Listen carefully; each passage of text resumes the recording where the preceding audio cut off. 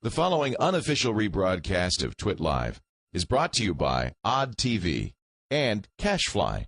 CashFly's global network delivers your content, ensuring your website, streaming media, and downloads exceed expectations at cashfly.com. Hi, welcome to Abby's Road. This is Abby Laporte with the show about teen issues for teens, parents, educators, and anyone else who's interested. Today we're going to be talking about dating and sexual violence, so it's a pretty heavy topic. First off, I want to say sorry about my voice. I'm getting over a cold. And today our guest is J. Jim Pack. And so he is Skyping in from Chicago. There you go. Say hi, J. Jim. Hello, everybody. And do you prefer to be called Jay or? Jay or J-Jin, either one's fine. All right, wonderful. And so just kind of give us an overview of what your basic job is. What do you do? I'm my official job title is I'm the prevention specialist. Okay. I work for an agency called Community Counseling Centers of Chicago, or C4's Quetzal Center.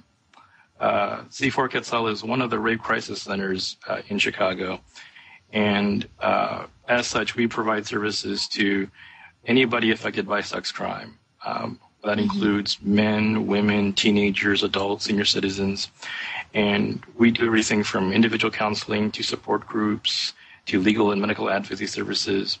And my role as prevention specialist is to do education and outreach. So I spend a lot of my time, with school starting, I'll be spending a lot of my time going to area high schools, universities, colleges, neighborhood groups, and I have conversations with people about sexual assault and sexual violence-related topics.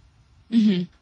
And so let's start off with, how did you end up doing this? And what exactly motivated you to go into working with people on sexual crime prevention? Well, it's an interesting journey. When I got into college, way back in 1987, I originally wanted to major in special education. I have a disability, and being a disabled student, I wanted to become a teacher to help other disabled students adjust and cope with their disability. Okay. And the more I got into the major, I realized I liked the social service aspect.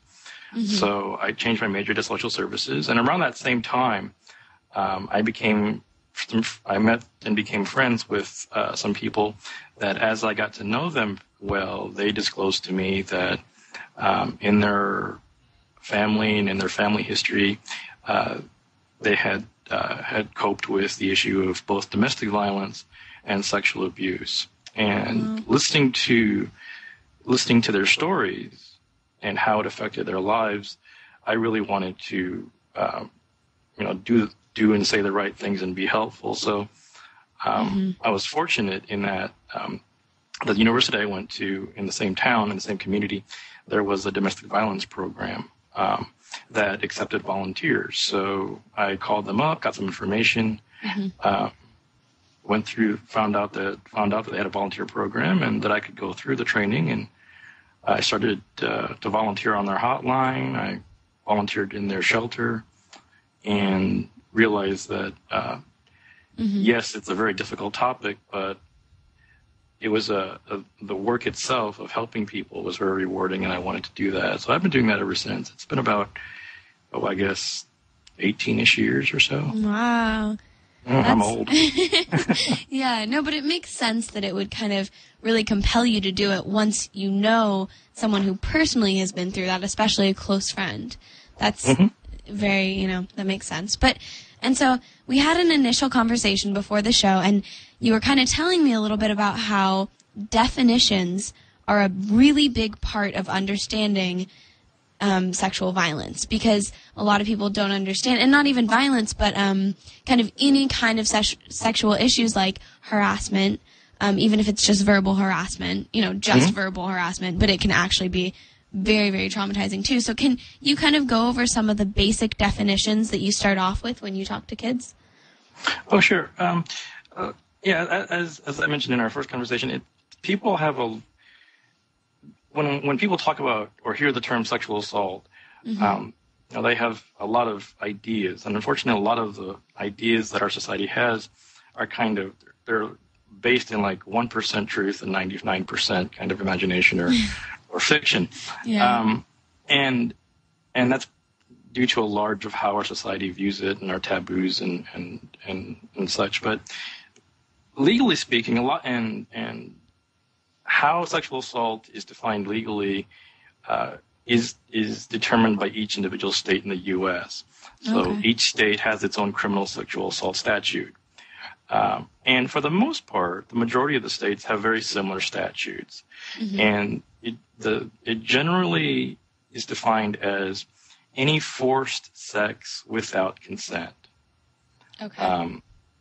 Which basically means that if one individual forces another individual to engage in any type of sexual behavior or contact without that person's informed consent, then if there's force involved, if there's no consent, then some type of sexual crime has happened.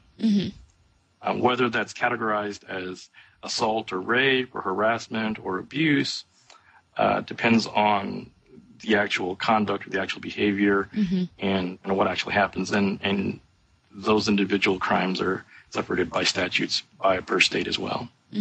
And so when you go to these schools, you were saying there tends to be confusion and kind of misconception. What are students just not understanding exactly what sexual assault is? Are they assuming it's less than that, or what is the misunderstandings that you seem to hear about? Well, mainly there's when I talk about the definition of forced sex without consent, and when I talk about what force is, a lot of people, for example, I mean, when you hear the term force in the context of violence, what type of force do you imagine or do you envision when you hear that kind of as a gut reaction? I mean, just maybe pushing, or hitting, or right. There's a physical force, hitting, shoving, force. Yeah, exactly. That's use of weapons. Use of weapons. The force that leaves a mark.